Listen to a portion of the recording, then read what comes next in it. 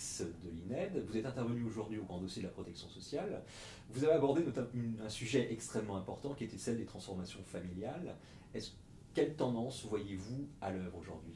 Alors, en démographie, les tendances se voient vraiment sur le long terme. Et ce qu'on observe, c'est une augmentation de l'âge au premier enfant, aux alentours de 30 ans et demi pour le premier enfant pour une femme, alors qu'il était bien plus bas des années auparavant. Et donc cet allongement s'accompagne aussi d'une augmentation des naissances hors mariage. Aujourd'hui, ce sont les enfants qui font famille. Ce n'est plus le mariage qui fait la famille, c'est la survenue de la naissance. C'est-à-dire que lorsque l'enfant naît, en fait, il y a une transformation des éléments matrimoniaux, par exemple, on se marie, on se paxe. Alors, pas nécessairement, pas tout de suite. Le nombre de mariages est en forte diminution depuis une trentaine d'années. Et le pax compense un petit peu cette diminution, c'est une autre forme d'union. Alors, vous avez donc corollaire en fait père-famille, vous avez abordé dans votre intervention le phénomène des séparations. Quels sont en fait les facteurs de fragilité qu'entraîne une séparation au sein d'une famille ? Alors peut-être en préalable dire que maintenant une séparation ça fait partie de la vie du couple.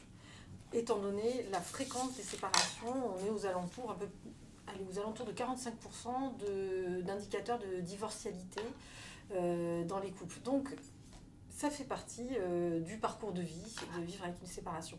Et ces séparations, elles occasionnent une chute du niveau de vie, qui est particulièrement marquée pour les femmes, mais aussi pour les hommes et les femmes des niveaux modestes. Alors, une autre des conséquences que vous avez abordées, vous dites effectivement baisse du niveau de vie chez les hommes et chez les femmes, mais il y a également des conséquences assez élevées et assez importantes pour les enfants. Alors, comment vous les mesurez et finalement, quels sont les moyens, en termes de moyens publics, on va dire, pour essayer de réduire ces inégalités, notamment auprès des plus jeunes ? Alors, déjà, il y a un enjeu de maintien du lien entre le père et l'enfant.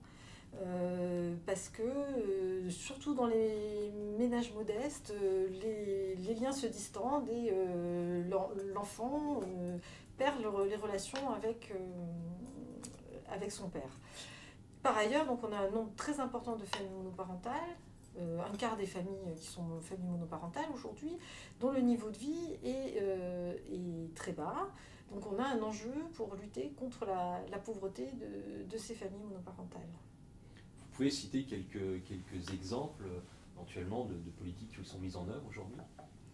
Donc il y a des allocations spécifiques pour les familles monoparentales et surtout il y a la question de faciliter le recouvrement des pensions alimentaires pour lesquelles environ 18% des femmes déclarent que soit elles ne la reçoivent pas, soit elles la reçoivent de façon très irrégulière, soit elles la reçoivent pour un montant bien inférieur à ce qui a été acté.